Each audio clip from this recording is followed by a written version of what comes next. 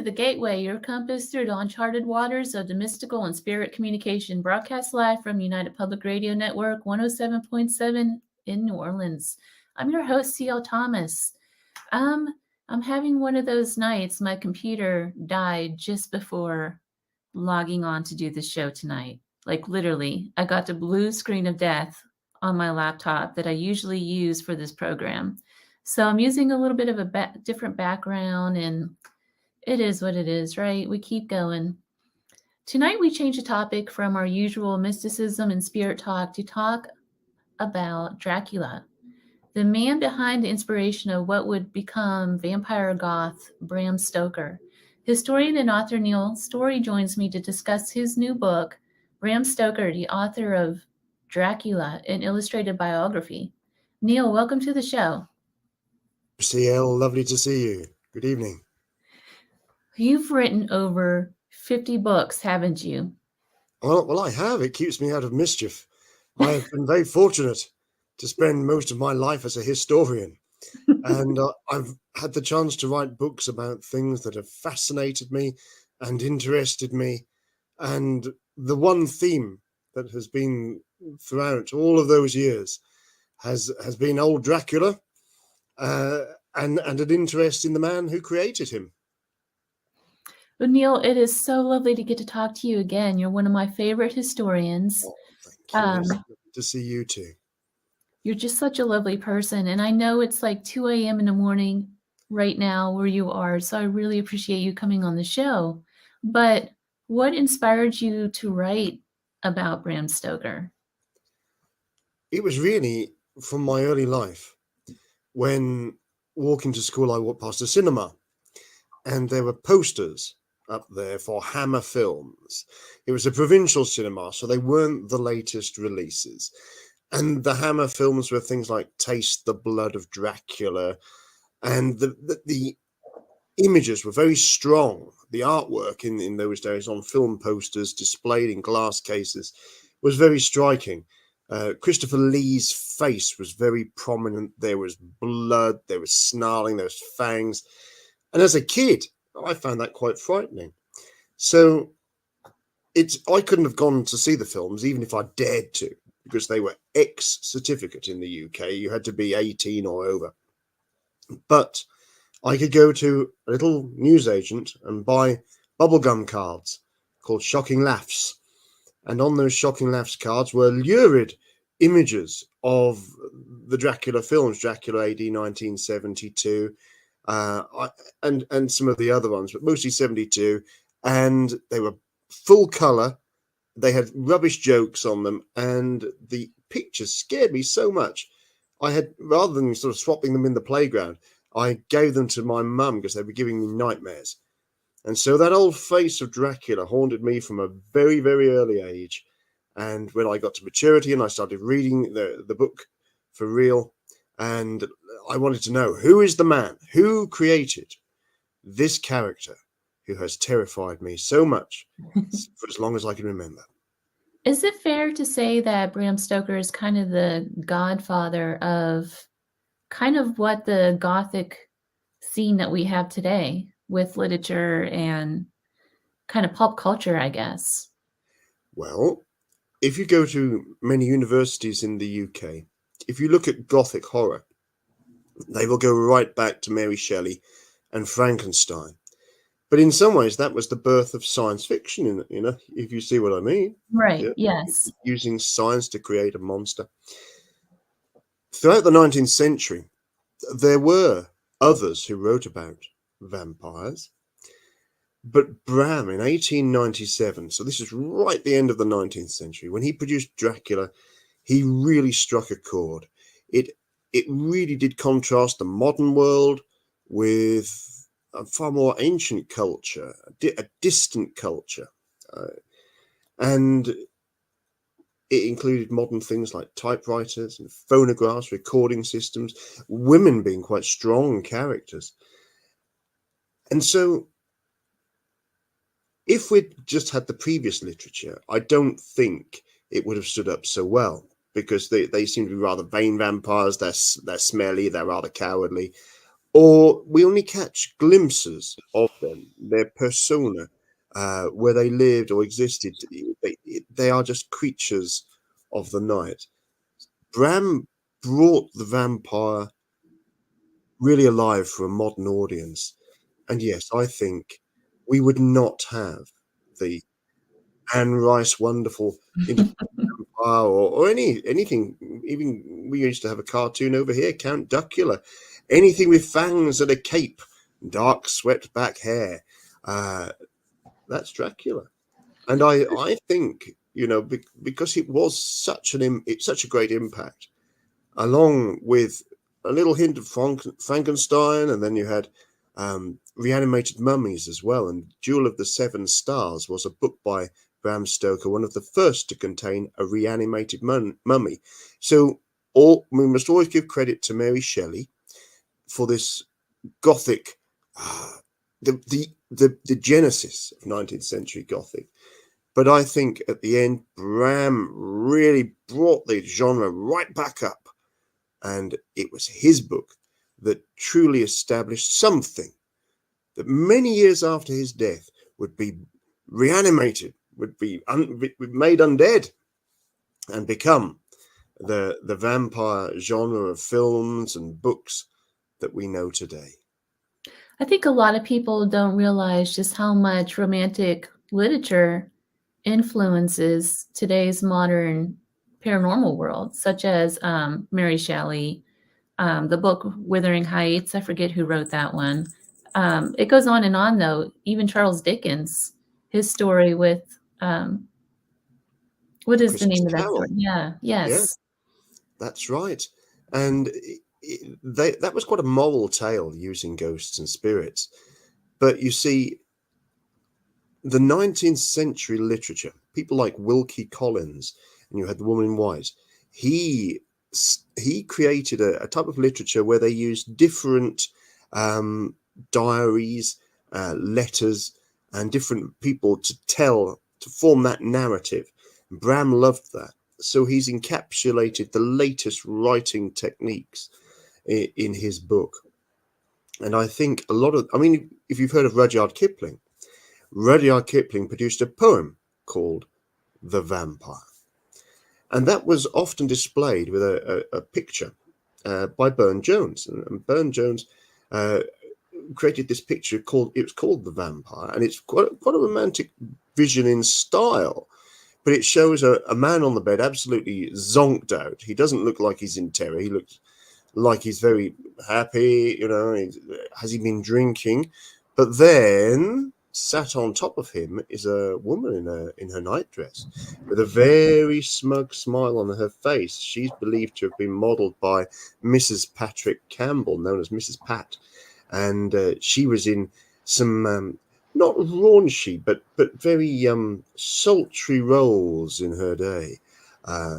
Quite strong women who had a sensuality, not just a sexuality. So the idea of the vampire was something sensual and sexual, was something that was known to even the pre-Raphaelites. You can see those kind of winsome women in long flowing dresses. These are all themes that run through Gothic horror. Yeah, and it manifests again with things like the film Twins of Evil that was visited in the 1970s with Hammer Films. Well, how do you get from, I have to ask this question, and it might take the entire hour, but how do you get Bram Stoker's Dracula to the modern day blood-sucking vampire? Well, I think because Dracula is immortal, I think he easily moves with the times. It's integral to the vampire story, and I'm sure that there will always be variations of Dracula. UK, US, and all around the world, various production companies look to retell the tale, or they try and find the origins tales, prequels. Oh, I have absolutely no doubt that it will be revisited. Then we had in 1972, Dracula AD 1972. There's elements of that film that are very dated now. Other parts of it, they are immortal, and I'm sure that there will be other stories where the vampire comes to the modern world and people won't quite know what to do with him because the old ways have been forgotten. So, in archaeological digs that they've done, they've come across some interesting burials in which people believed these people were some sort of vampire, right? Have you ever heard Absolutely of those right. kind of things? The belief in the vampire is centuries old. And interestingly, in Ireland, actually, they've recently had some digs where they've uncovered skeletal remains that have been buried without what I'd call due custom, in that they're not laid out properly, they are facing odd directions, or they're quite cramped up and curled up. But the thing that gives this away, that there's some sort of belief that they could bite. That maybe the culture thought that they would be blood suckers. To stop it biting, they ram stones into the mouths of the dead, sometimes even so hard that they dislocate the jaw or would rupture the facial structure somehow. And that's how these skeletons have been found, and they are centuries old. It's very interesting. It So, is very intriguing. your book, it's very well written, and it goes really into a lot of detail on Bram Stoker. Um, I don't want to give too much away about the book, but Mm. how did Bram Stoker's background and his personal experiences influence the creation of this iconic Count Dracula? It's the perfect question, because I think the whole of his life was a journey towards Dracula. This was to be his magnum opus. As a young boy, Bram Stoker was born in 1847 in Ireland, uh, in a house. It was called the Crescent, a house on the Crescent in Clontarf, which is a suburb of Dublin, not far from the sea. His father was a civil servant. They were pretty. They weren't extremely wealthy, just a well-to-do family, and they eventually had quite a lot of kids. Young Bram was not a well little boy. He was unable to walk until he was 7 years old, and in his reminiscences, he wrote of how his mother would recall every time the nursery bell rang, she would rush there, thinking that the nurse was calling her because Bram was dying. So this poor little boy, who never wrote of being desperately unhappy. He was clearly in a loved household, a Christian household that went to church, said their prayers before meals, and he would often be placed in the garden to get fresh air amongst pillows, and he'd look amongst the grass and see the creatures crawling around, and that would feed his imagination. But as he grew up, he grew strong, very strong. And before I get that far, when he was also in bed, you could imagine that he was told all sorts of folk tales. The folk tale tradition was very, very strong in his family, including a tale that we know was told him of the Sligo cholera epidemic.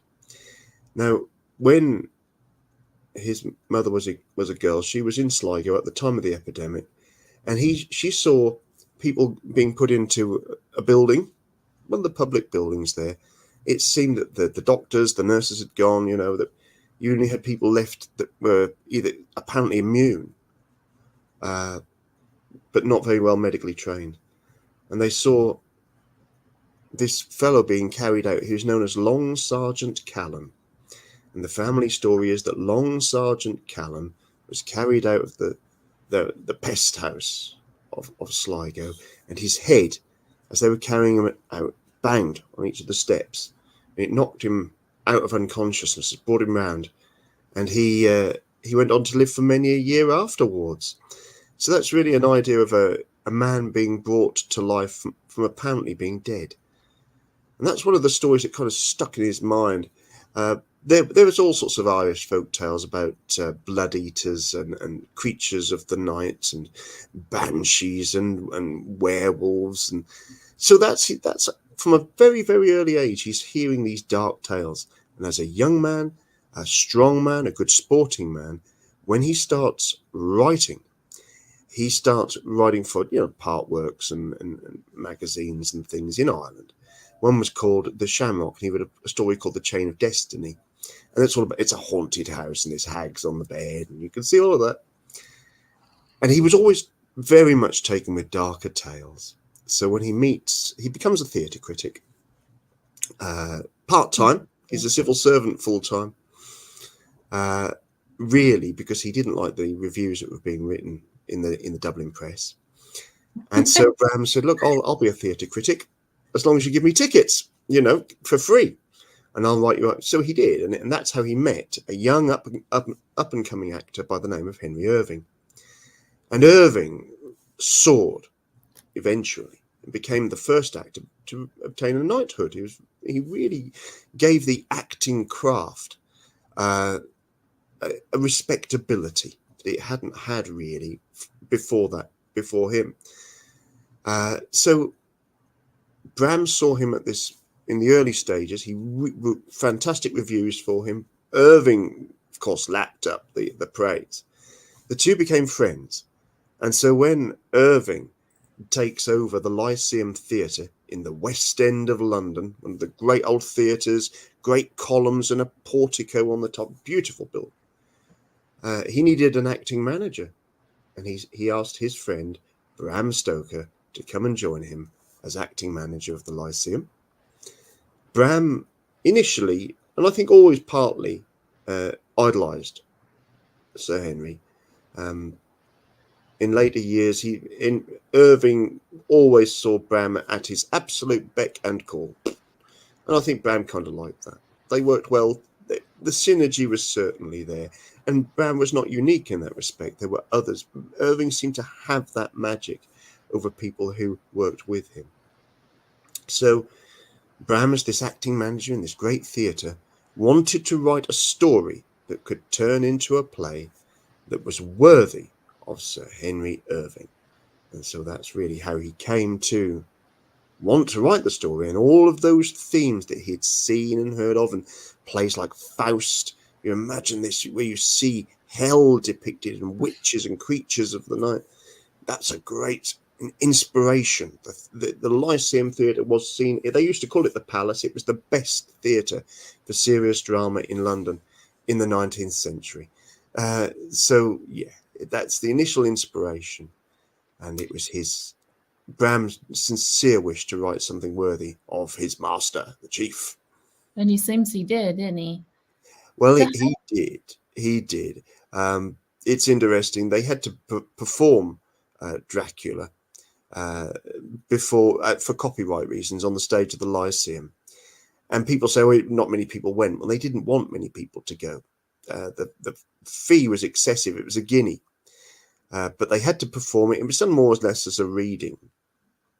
And it was during the daytime as well. It was a daytime performance. No way was that going to pack out. But Sir Henry did come to see it. And all that is recorded of Irving's comment, because Bram was clearly saying, well, what did you think? And Irving simply replied, dreadful. So one wonders, was it really bad, or was it dreadful because it was so scary? It's interesting, too, because Dracula is the metaphor for various societal fears at the time. Absolutely. According to literature critics, anyway. I absolutely agree. Bram tapped into a lot of dark themes. Sadly, there were concerns at that time because a lot of people were fleeing from Poland to Great Britain. There was quite a foreign community in London, and people from Central Europe as well, and they declivitated to the East End. And there were fears that so for example, when the Jack the Ripper crimes started hitting the street, the word was oh well, that here's the rub. It's going to be a Polish Jew. So that was the accusation. So you go for the target. So Bram is tapping into some of that xenophobia, the fear of the unknown. He's also tapping into themes of progress, but the idea of progress being so fast that old beliefs are thrown out, and discarded, when actually you might be throwing the baby out with the bathwater. So he's looked at those themes. He lived through the time of the Jack the Ripper scares, and we know that he was in London at the time. The play Dr. Jekyll and Mr. Hyde was on the Lyceum stage at that time. Richard Mansfield, the actor in the role, doing a magnificent job. In fact, a job so good that some people believed that his performance was influencing the killer Jack the Ripper. The Lyceum Company were also on tour, so Bram was able to look in to the maelstrom of London from the perspective of outside, and he could see that people, wherever they went, were afraid at night that the Ripper could come to their town. So this idea of a contagion of fear was certainly alive for Bram. He lived through that and drew on that contagion of fear for his story. So there were a host of themes, cultural themes of the 19th century, themes of travel. Bram actually wrote one of the very first travel logs for modern America. A lot of people don't realize that from his tours of the country. He loved the States. So he's talking about travel. Dracula is a story of continents. It's a love story. It's a horror story, a gothic horror story. The idea of modern travel, the ancient, the modern. It's a story for everybody. For his travels, what inspired him to choose Eastern European folklore and mythology for the basis of Count Dracula? Because he incorporates so much of Transylvanian folklore into it, but he's never stepped foot in there at all. Well, that's absolutely right. He never ever did. Bram was a great researcher, and he had his own superb collection of books. He used to love going to libraries, to the London Library and to the British Museum. In fact, the London Library have recently found some of the books he was known to have used and referred to for Dracula, and he's got naughty pencil annotations. They recognize his handwriting in the books. So he was a great one for getting good research together. I think there's a kind of prequel to Dracula called Dracula's Guest, and it's supposedly a manuscript that was found after Bram Stoker's death. Now, the setting for that is Styria. Now, Styria is the other side of the Austro-Hungarian Empire. It's far closer to places like France and Great Britain. And I think he wrote that story because he admired another vampire story by his Trinity College Dublin alumni member, Sheridan Le Fanu. It's Camilla, Through a Glass Darkly. And Camilla was she was, you could read it as that she is a lesbian vampire, and she predates Dracula. Bram certainly loved the story, and when he wrote Dracula's Guest, set it in Styria. The themes in the book are very, very similar to Sheridan Le Fanu's, and I think when Bram gave it to his publisher, I think the publisher probably said, "Hey, Bram, this is a little too close to Le Fanu's book.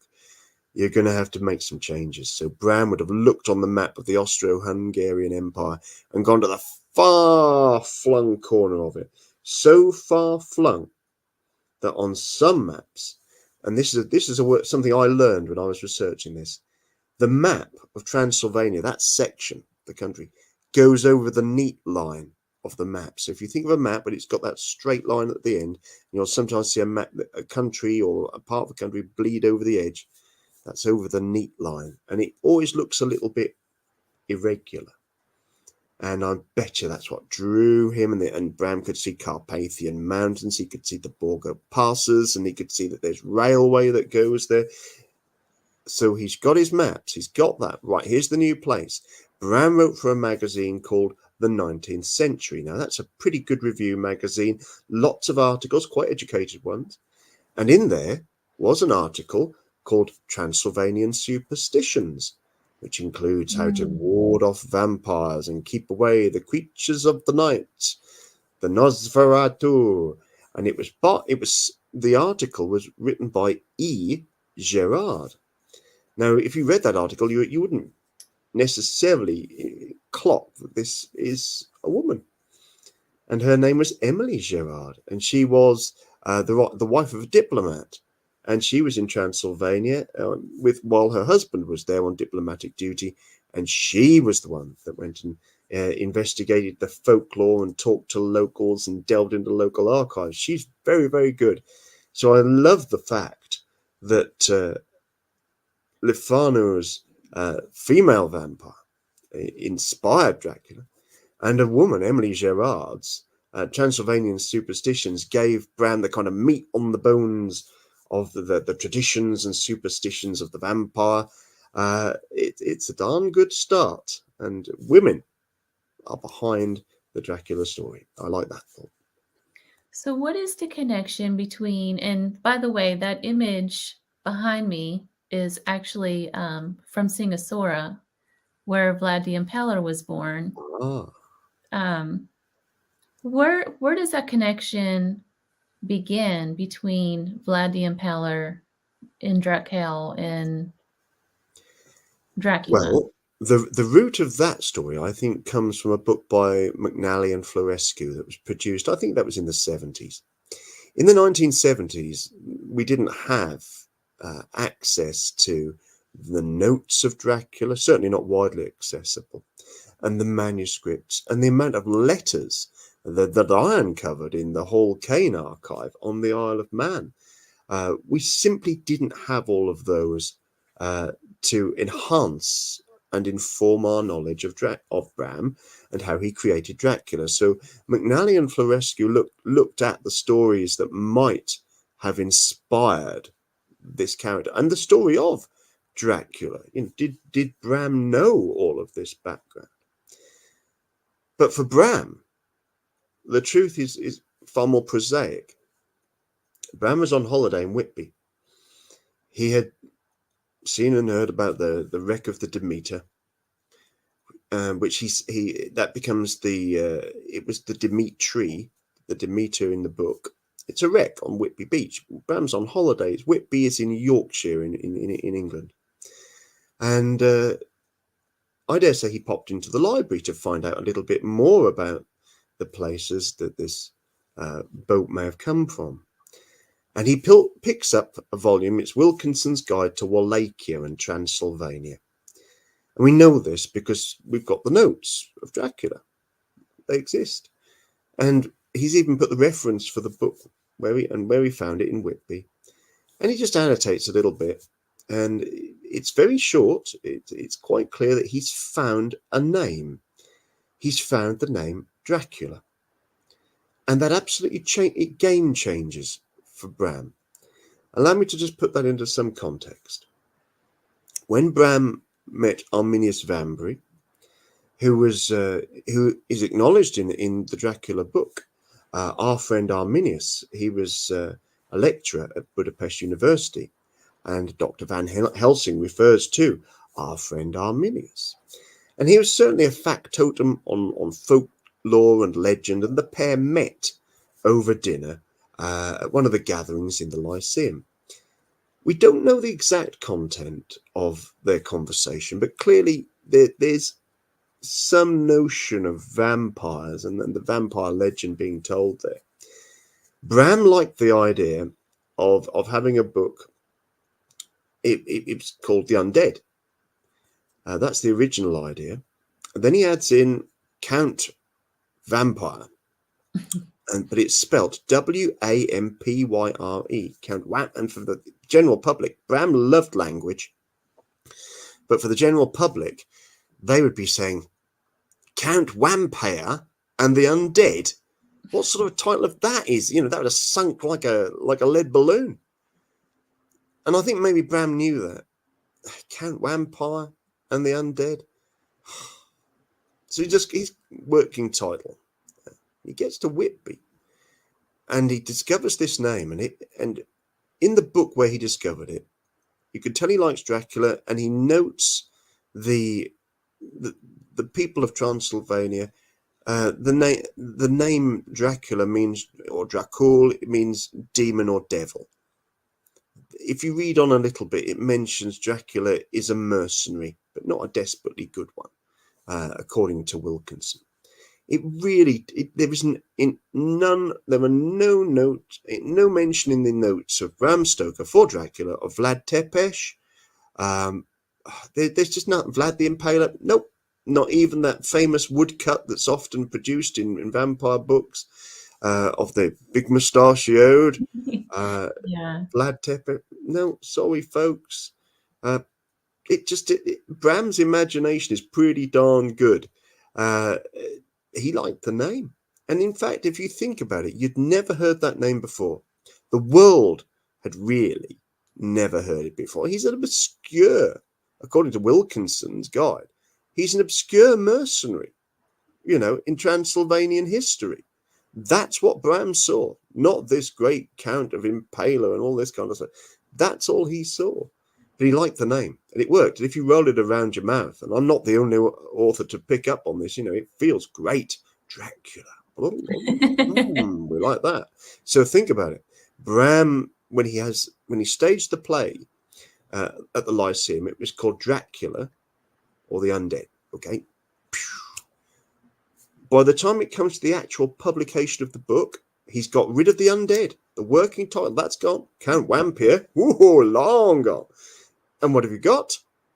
Just Dracula. Now that's a gamble, because the world doesn't know who or what Dracula is. That's all it is. It's one name. It's a yellow book, and in red is the name Dracula. It was a gamble, but one that paid off in the long run. The castle that he uses, Bram Castle in Transylvania. How did that?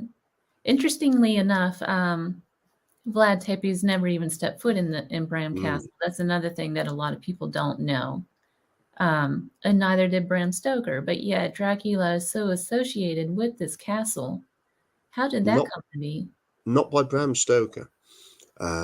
This is, I believe in tourism is important for every single country. And it just seems that Bram has assumed the connection. It's certainly, it's assumed the connection with Dracula, the book, and it doesn't really. Bram created Castle Dracula. You can see the origins of it from his first ever fiction book, Under the Sunset. There's an illustration in there, the Castle of the King, and you can see there's a skeletal face in the drawing. It's very good, and tall towers and all sorts. You could imagine, wow, Castle Dracula, that's a great start. Then when Bram stayed in Edinburgh Castle, when that certainly had an impact on him when he was creating the rambling Castle Dracula. But the main inspiration for the castle, we know this because Bram went to visit it on a number of occasions, was the home of the Duke of Errol, and this was Slains Castle on the coast of Scotland. Sadly now a ruin, but Bram knew this as a home. He stayed there on a number of occasions, and even in Dracula the book they mention an octagonal room which has no window, and there has to be a light all the time in there to keep it bright enough. And if you go to the ruin and you stand pretty much in the middle of it and you look up, and you will see the walls of the octagonal room. It's still there. But Slains Castle is a great influence, and Bram's for his first visit there, this is in a place called Port Errol. That's how Bram would have known it. In later years, nowadays it's called Cruden Bay. And he used to stay at the Kilmarnock Arms and even wrote some of Dracula there. So Scotland plays a great part in the inspiration for the Dracula story. It's interesting. What about the historical and the geographical accuracy with Transylvania? I've been through there and traced the steps of Vlad the Impaler from where he was born all the way up through Corvin Castle. Um, Bram Stoker's descriptions of Transylvania are just spot on Oh for yes. including like how dark it is, how foggy it is all the time there, just everything about it.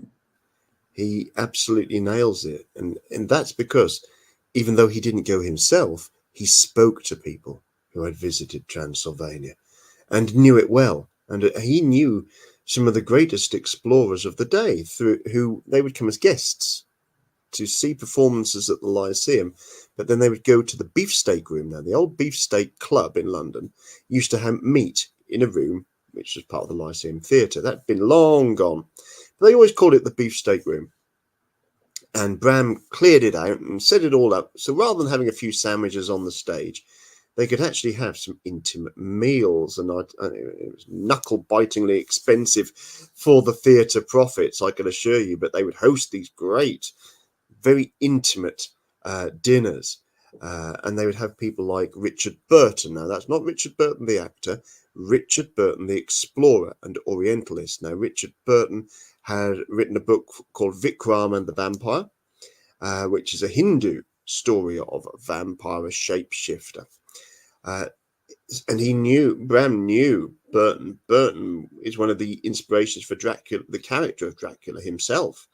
If you look at pictures of Burton, my goodness, Bram described him as steely, and he was. Henry Morton Stanley, if you've ever heard of Dr. Livingstone, I presume, the man that went to find Livingstone when he was lost, was Morton Stanley.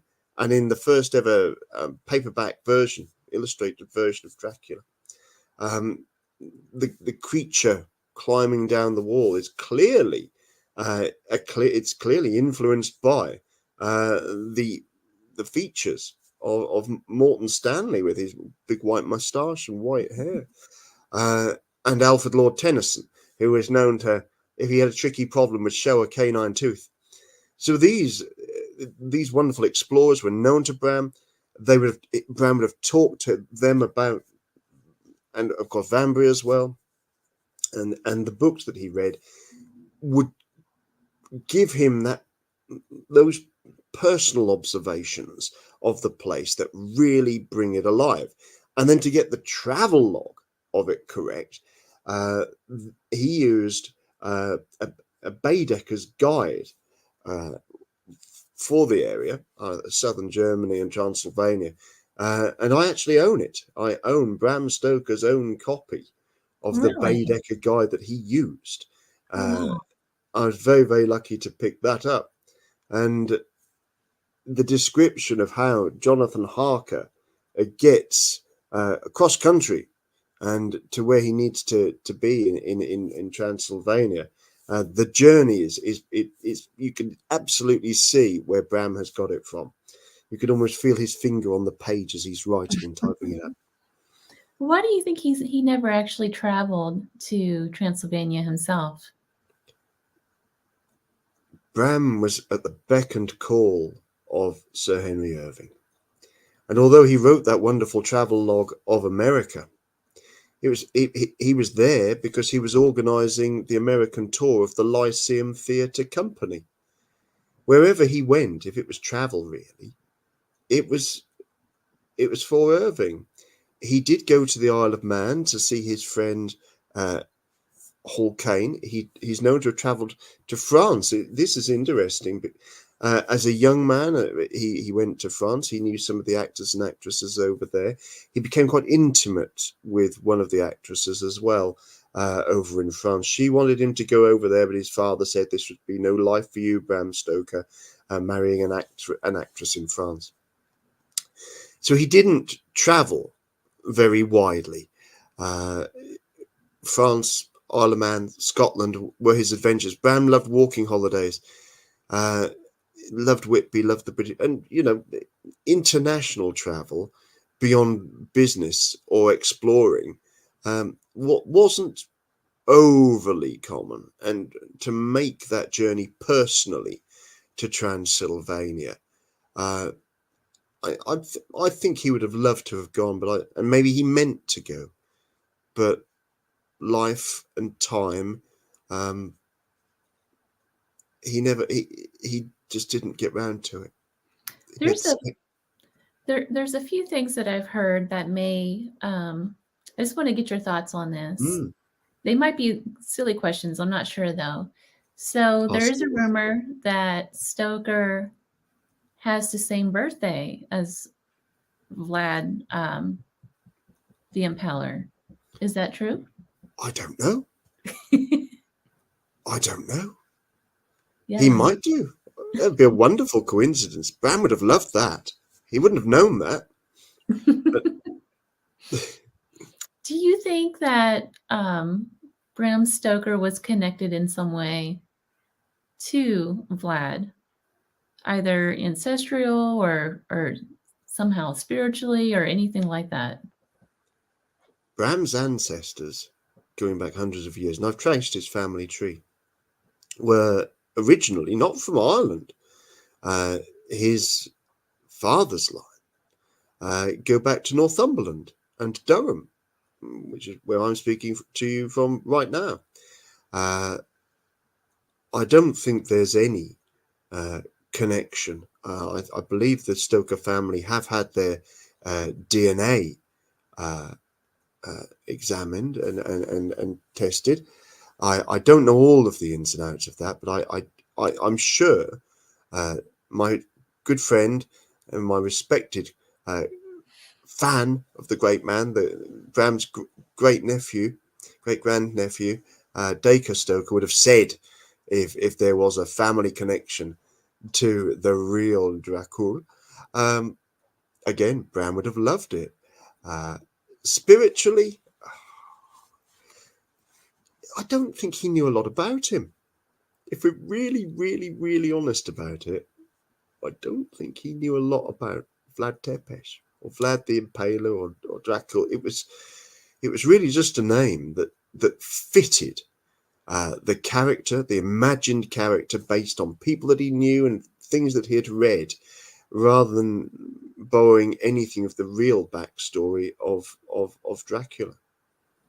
So here we are in modern ages where we have Dracula's castle, we have all of this different stuff going on.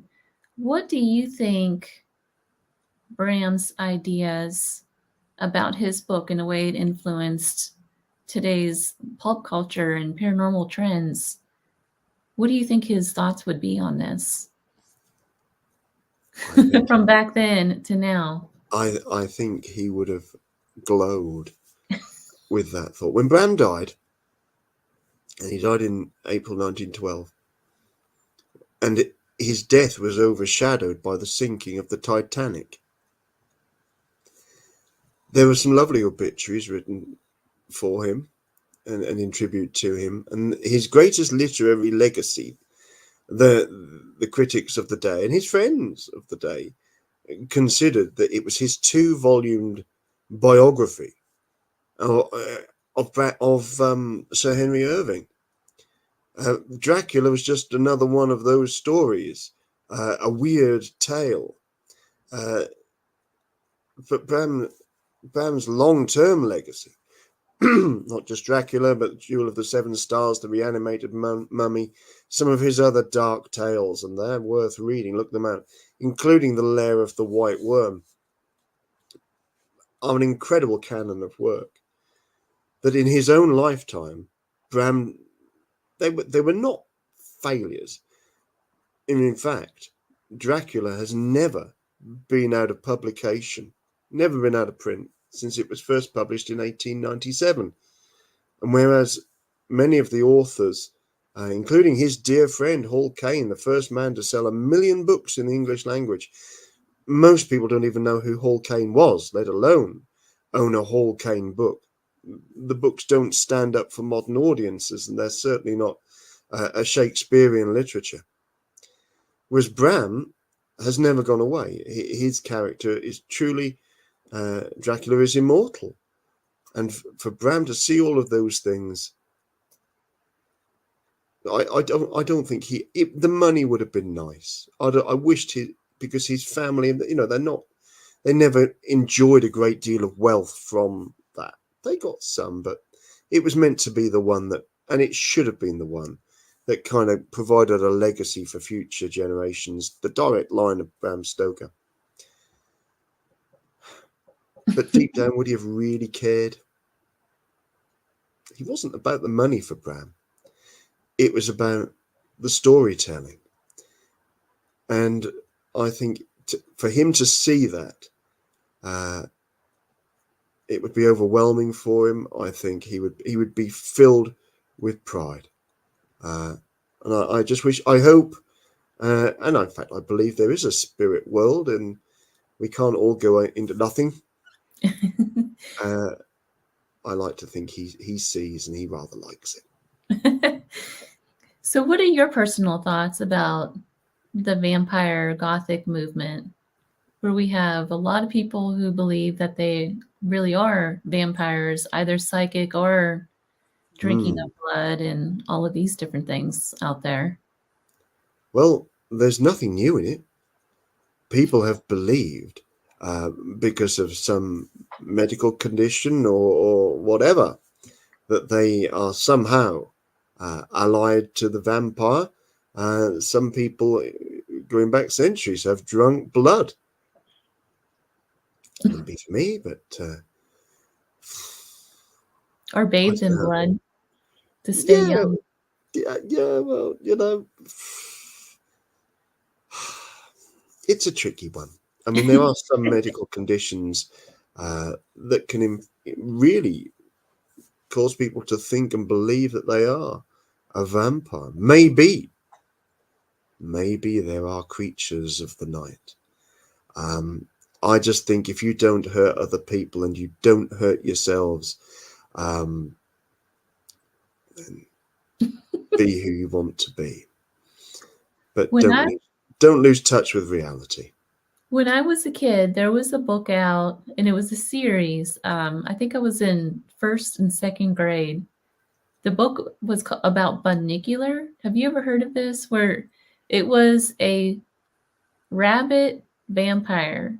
Wow. I don't know what made me think of that, but I'm liking that. In Britain, we had Count Dracula, and he couldn't drink blood. He had to live off tomato juice and tomatoes. Well, Bunnicular, he lived off of carrots and things. He would go and raid people's gardens in the middle of the night.